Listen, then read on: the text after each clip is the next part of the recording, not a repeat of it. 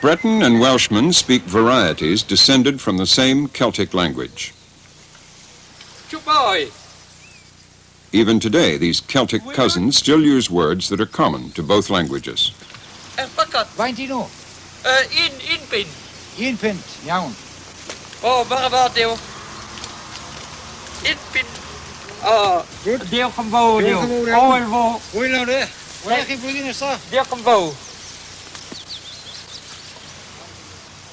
Another Celtic tradition is the making of coracles.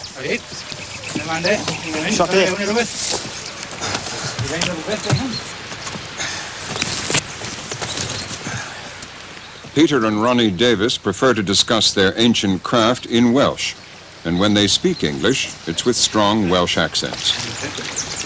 My family's been fishing with coracles for about 300 years. Well, you just can't pick it up at once. For somebody who doesn't know anything about it, it always turns round and goes round in circles. Well, the net we use, you see, has got rings across the top and a rope going through them.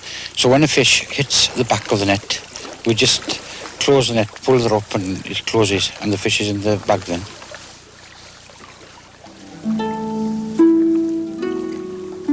Maar door de gel wel man. Niet een gel. I didn't fish. The characteristics of the English spoken by the Welsh are the rolled R, the clear vowels, the hesitant consonants, and the lilting inflections. All this makes up the music of Welsh English. So when you finish the shot you're doing, you can carry it back, and it's used because of the lightness of the craft to carry it back. But I'm not making them all the time. I enjoy making them, that's all. I make a couple every year. If to keep the tradition going of a coracle.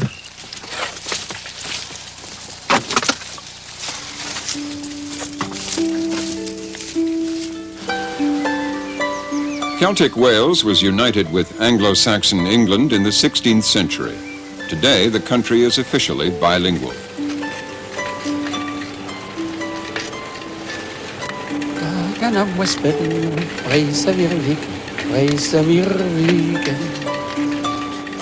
This Celtic past influences the writing of Eluned Phillips, twice winner of the Eisteddfod crown for poetry.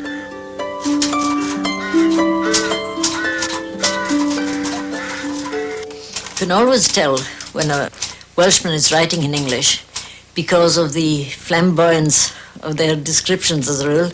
I think that comes down from the Celt, because the old Celtic warriors used to go into battle not only with terror in their veins, but with red-hot waves of ecstasy. And I think that comes out clearly in the writing, in the Welsh English writing.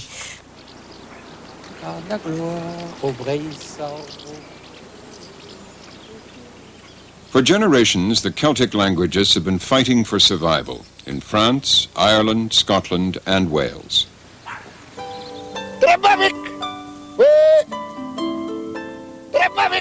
That survival is threatened by English. Only 20% of the population now claim Welsh as a first language, and most of them live in the country.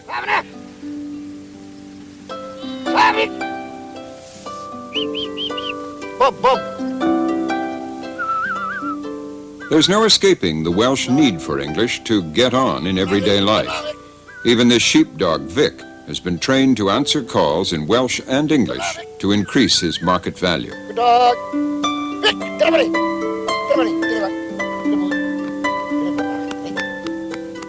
But although the extinction of Welsh has often been predicted, it survives, a lingering reminder of Britain's Celtic past.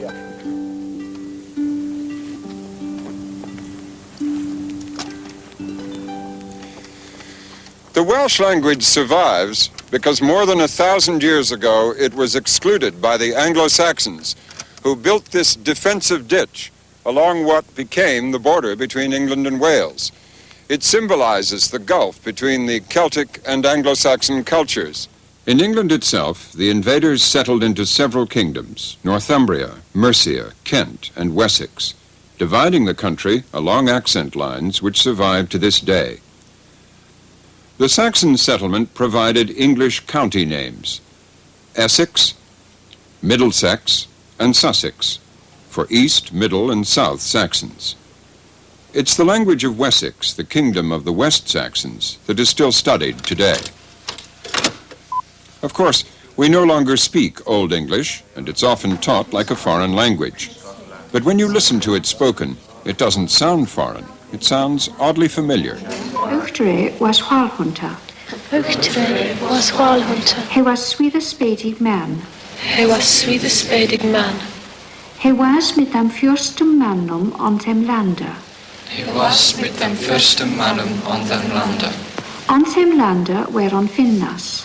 On dem lande whereon Finnas. The Finnas whereon Fisheras and Fugleras. The Finnas whereon Fisheras and Fugleras. Ag Uchtere was Whalhunter. Ag Uchtere was Whalhunter. That land is Helgoland. That land is Helgoland.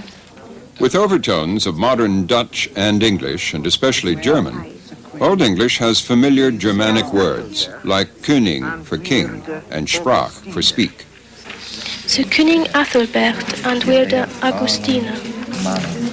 And sprach with hine dat he thou walde. Anyone who knows modern German will understand the basic principles of Old English and its structural difference from the English we speak today.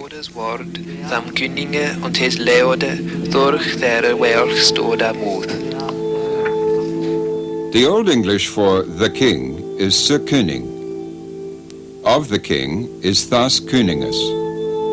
To the king is Tham Könige.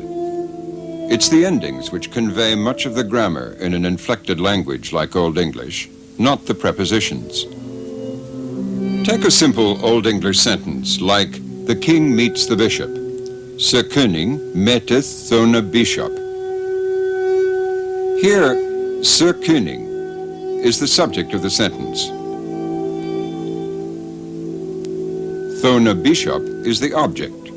It's the form of the words, not word order, which give the sentence its meaning. In fact, if you change the word order, the meaning of the sentence remains the same. Thona bishop meteth Sir König still means the king meets the bishop. Dr. Christopher Page of Oxford University has studied the music and poetry of the Anglo-Saxons. He points out that much of modern English comes from these first invaders. Many of the basic tools of our language, words like the, this, that, I, me, him, it, those are Anglo-Saxon words, which means that although we've lost a lot of vocabulary, in any passage of English, the density of words of Anglo-Saxon origin is likely to be quite high. And it's possible to construct sentences, without particularly trying hard to do so, in which every word is of Anglo-Saxon origin. Page illustrates his point with a simple story of West Country life. Every single word you will hear is directly descended from Old English, as Page's translations show. The story is read for us by a forest ranger from the West Country named Edwin George.